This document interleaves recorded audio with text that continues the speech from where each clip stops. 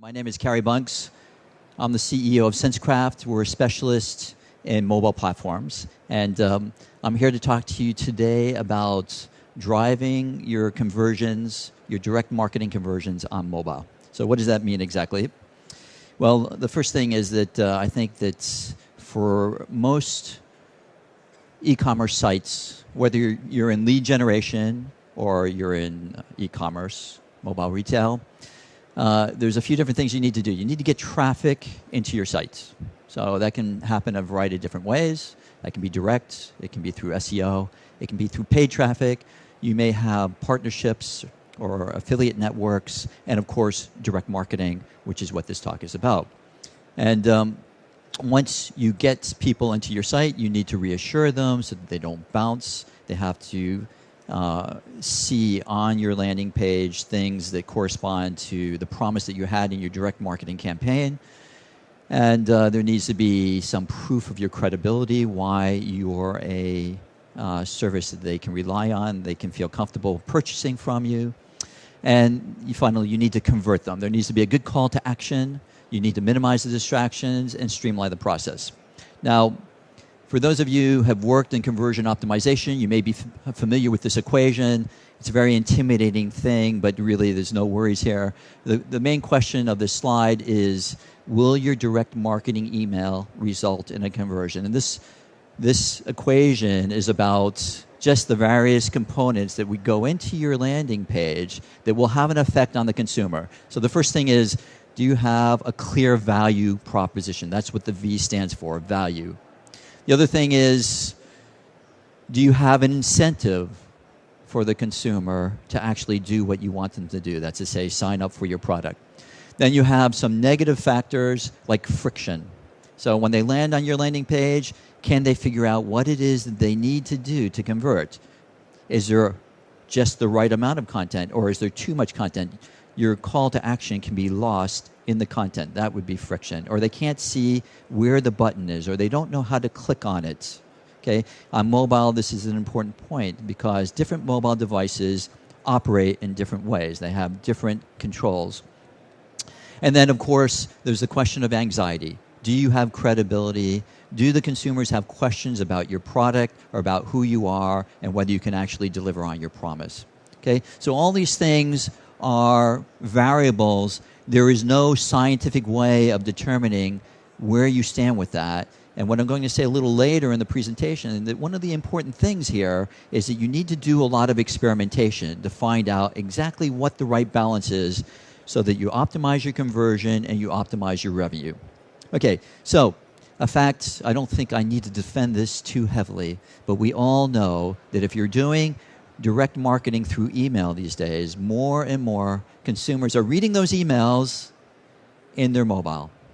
Okay, so you could ask yourself the question then, if they're using a mobile to read that email and you have a link in the email which is going to lead them to a landing page with your proposition, does your web landing page convert well when the consumer looks at it with their mobile device? Now, you probably have come across quite a few technologies which purports to do a good job of converting your online landing page to a mobile landing page. But we all know the things like responsive design and HTML5 are not panaceas. They can do some things for you, but let's face it, the content that you have on your online site may be much more voluminous than the content that will display well on your mobile screen. Moreover, on the mobile screen, your promise and the call to action must be much closer to each other because there's kind of a cognitive process that the consumer goes through. So they read your email, they clicked on the link, they ended up on your landing page, and they have in their mind something that corresponds to the promise that you made in the email. And they have to see that on the landing page. If they don't see it, then there's confusion, there's friction, there's a possibility of them bouncing. And moreover, they must see almost immediately how the flow of your landing page leads them from the promise to the point where they can actually take an action. For example, to create a lead or to make a purchase. So The other aspect of all of this is that if you're doing online sales, it's unlikely that you're selling just a single product. You may have hundreds of products. You may have tens of thousands of products. And so the value proposition, your message about what it is that you're selling and how the promise in your direct mail corresponds to what's displayed on the screen, and then the whole process of going from that promise to a conversion, you may need to review that dozens of times, maybe hundreds of times. Okay, and you're probably going to have some sort of roadmap, your marketing roadmap, where you're going to make a determination of where you're getting the most traffic and how does that traffic correspond to the products which are giving you the best margin of return. And then you're going to organize your work in such a way so that you try and optimize your landing pages so that you increase your revenues the most for the amount of effort that you're willing to expend on that. So the changes that you need to deal with are, first of all, you have many products. Your catalog is probably renewing itself on a regular basis. You may have a spring, a summer, a fall, and a winter catalog. There's also seasonality, so you're probably going to want to take advantage of the opportunities that Mother's Day offers you, or Valentine's Day, or Christmas, or Easter. Also, you may be working on developing channel partnerships, so that you may be working with various other companies. And when you do develop a partnership or relationship, then you're going to have to make changes because traffic will be coming from those partners in some way, and you're going to have to adapt to that. And then various other opportunities may present themselves. And you also have to remember that your competitors are also doing things, and you may need to respond. So there's a lot of change. Okay, now I just want to point out, this is a slide just to say that there is a lot of money out there that is being left on the table. And so here's just a couple of examples of big online retailers in the UK. So you may be familiar with Shop Direct Group, which is doing well in excess of £1 billion a year in revenue, of which the lion's share of that is coming through online now. This is a company that started off as a print catalog business, but now are almost completely online. And you're probably familiar with brands like Very, which is part of the Shop Direct Group. They did a lot of advertising in the Christmas season. Also, Littlewoods is part of their brand collection, as well as Isme. And I understand that they are now doing about 15 or 20% of all of their revenue through their mobile channel. So if you just do the maths out here, you can see that there are literally hundreds of millions of pounds in annual revenue coming through the mobile channel. You can bet that the difference between a 2% conversion rate and a 2.5% conversion rate means a lot to the Shop Direct Group and the mobile channel. So that's important. Currys, which is part of Dixon's Retail, is doing 1.8 billion euros in online revenue per year. Play.com, which you may be familiar with, which is about online CDs and DVDs and things like that. And they're doing around 600 million euros a year. So if these companies are interested in not leaving the mobile channel on the side, they are very concerned about how do they manage change, and also how do they manage the vast collection of mobile devices that consumers may be using. I just want to say that given that if you accept the thesis that you're going to have to experiment a lot to optimize that conversion equation, figure out what's the best value proposition, where is the friction, what anxieties does the consumer have, what types of things are either encouraging the consumer to convert or encouraging them to bounce, you're going to have to go through a cycle which includes thinking about what your proposition is, then building that into landing pages, which means having developers code that, then measuring what happens with your analytics, looking at data, learning about what's working and what's not working. So, for example, maybe some of your products are converting quite well, but then you see you have other products that are not converting well at all. Why is that? Well, you might have to review. What is your message? Are there things that are, again, do you have too much content on the page? So you may need to review that. And that's a circle. okay, that you need to do over and over again. So obviously, if each one of these things takes time, each one of these iterations, and costs you money because you need to have developers develop it, and then quality assurance engineers check that everything is working properly, it behooves you. It's in your interest to have a platform which facilitates the work, makes it easier, streamlines the process, gets your changes out much more quickly. And like I mentioned a little earlier, mobile is very, very challenging. There are so many devices out there with so many form factors.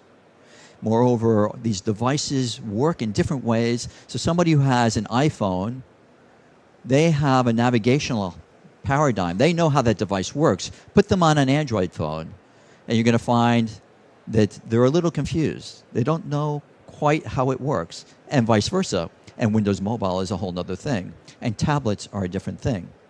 Okay, so what's important, moreover, on these devices is there's also style guidelines which help the consumer recognize where they are in an app. So when you go from app to app on an Android device or an iPhone, because you're familiar with the style guidelines and developers try to adhere to those style guidelines, you pretty much have a sense of familiarity, you know where you are, and you're not lost in the process. If you were lost in the process, that might create some friction. It might create just enough friction for some people to bounce, which means that you're going to lose some conversions under those circumstances. Okay, so cracking the mobile equation. What do I mean by that?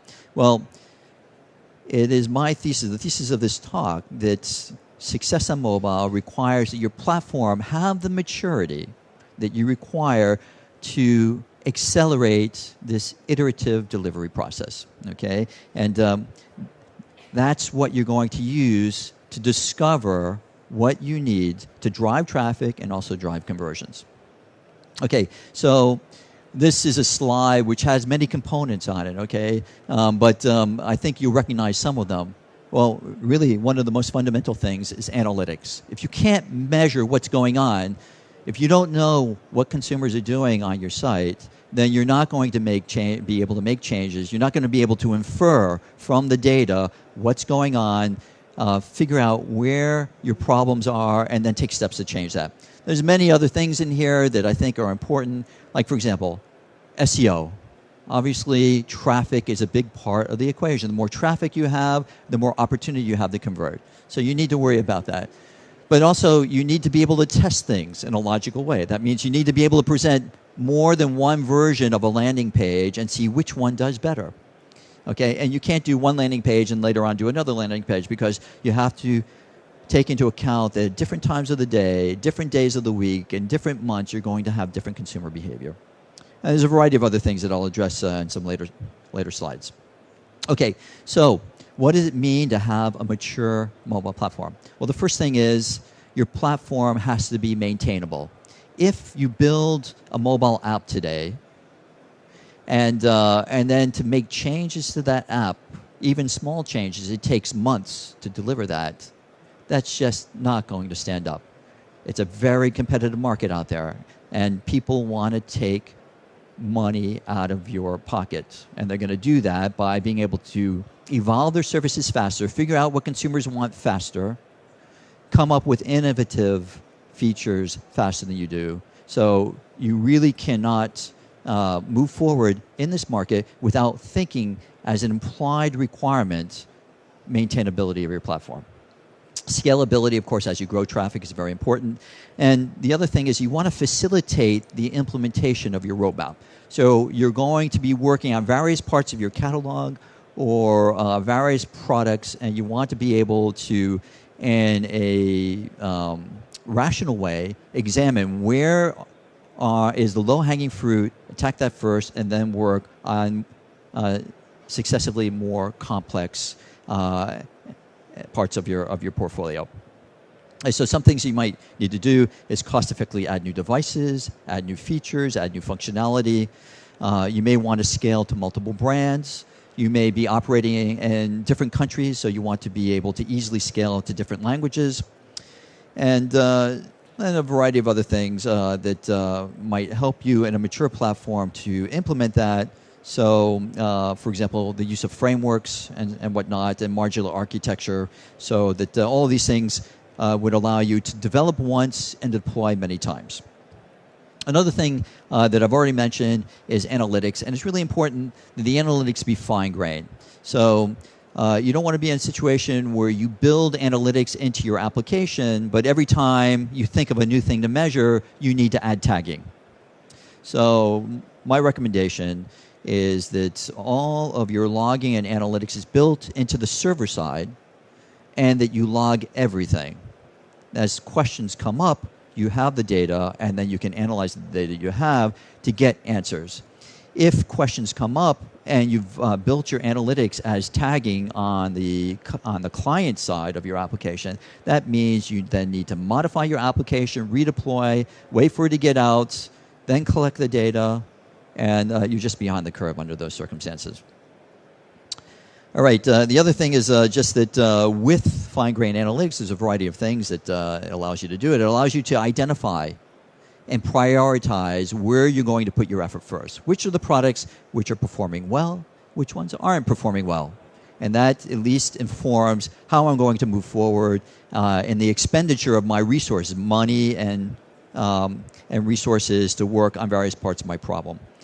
It also allows me to analyze consumer behavior, think of ways of growing my usage and improving my call to action. And it also helps me identify problems I may be having with the service, which are giving rise to bounces, or perhaps I have page errors or search errors, etc. Okay, I mentioned A/B testing infrastructure. So this is just an example of a test that we ran not too long ago, September of 2012, where we were trying to encourage consumers to go from our mobile browse service and download our iPhone application. So you can see there are two different banners here, one with a white background and another one with a black background and various different symbols. And looking at that, you might say, well, they don't look that different. You know, could that really give rise to a significant difference in downloads of our application? Well, the answer is yes. Here for the test case A, we had 882,800 sessions, and we got 14,600 downloads, okay?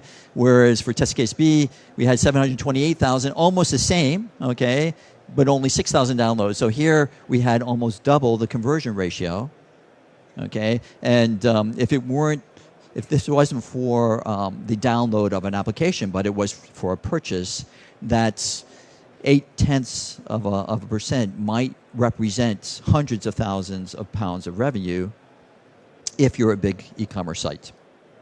All right, the other thing is user-generated content. So I don't think there's probably anybody in the room who isn't familiar with the fact now that we're in a very social internet. And what people say about businesses, what they say about products, can have a very important effect on the success of those businesses or those products. So not only that, we know that when a consumer lands on a page and they see that there are other consumers that have taken the time to talk about this product, either to rate it or to recommend it or review it or upload a photo of it, that product in many ways just feels more real, more credible. So you create, by having user-generated content associated with your products, especially user-generated content that you generated yourself, that's original and unique, that just creates more engagement, more credibility, more opportunity to convert, more opportunity to make money. So I feel that a mature mobile platform needs to have the mechanisms not only to display user content, but also to capture it. And that's what this slide is about. So I think I promised in the synopsis of this talk to provide some data from a case study. So I just wanted to say that, first of all, that my company, Senscraft, builds many, many mobile applications and runs mobile platforms for customers in 8 different European countries. And we're currently managing some 165 apps and services across those countries. We have a portfolio of 27 different apps, some which are replicated in multiple countries. And we've managed to deliver a total of 800 releases for those apps over the last 3 years. So many of these apps are in version numbers that are quite evolved. We've had a kind of a bi-weekly release schedule because of the adaptability of our platform. We've been able to deliver very quickly and very competitively.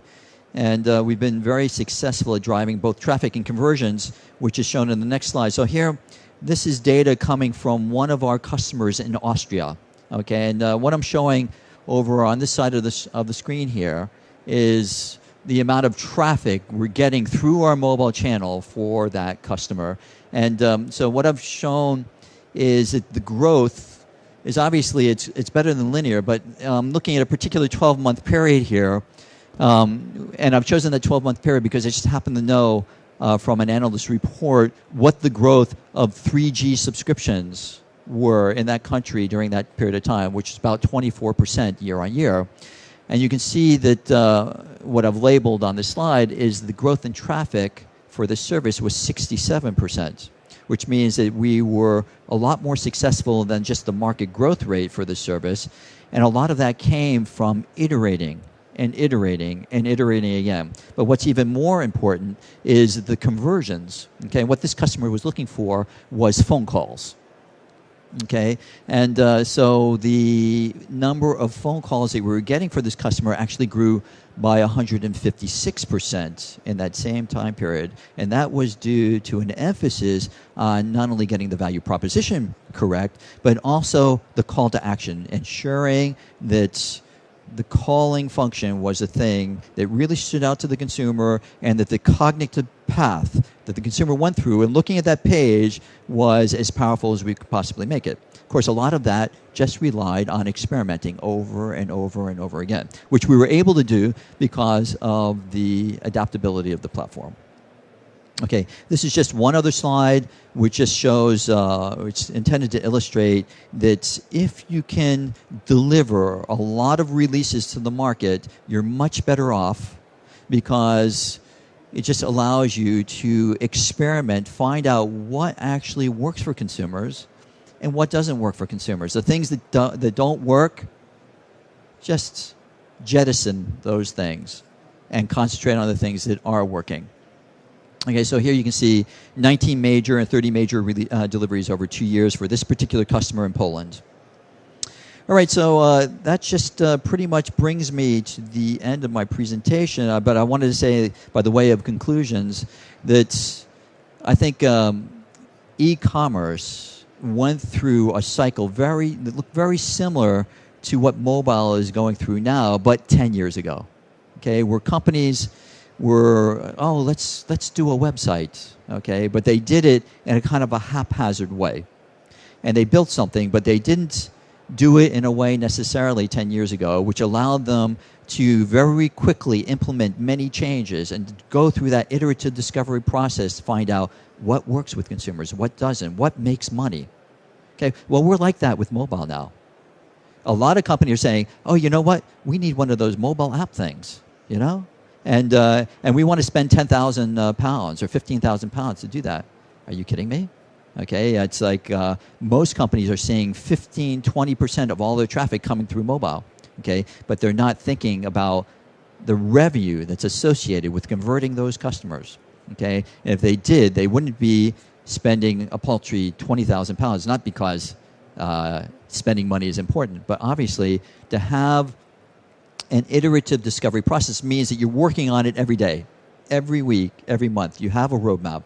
And so, yes, it may be £20,000 to get that first app or that first mobile browse service, but then you need to have budget to continuously work. Okay, so e-commerce has known that for a while. It's now, I think, it's about the right time for mobile. And obviously, success depends on not spending too much money on this.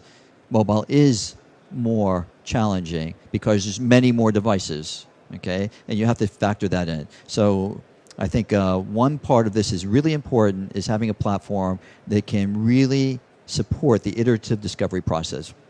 So due to the wide variety of mobile devices, those form factors, the way people navigate on the devices, the style guidelines, it's just much more challenging on mobile than it is for desktop online commerce sites. And so my message is it's really a mature mobile platform that's needed if you really want to drive your conversions, whether that's through direct marketing or by any other mechanism.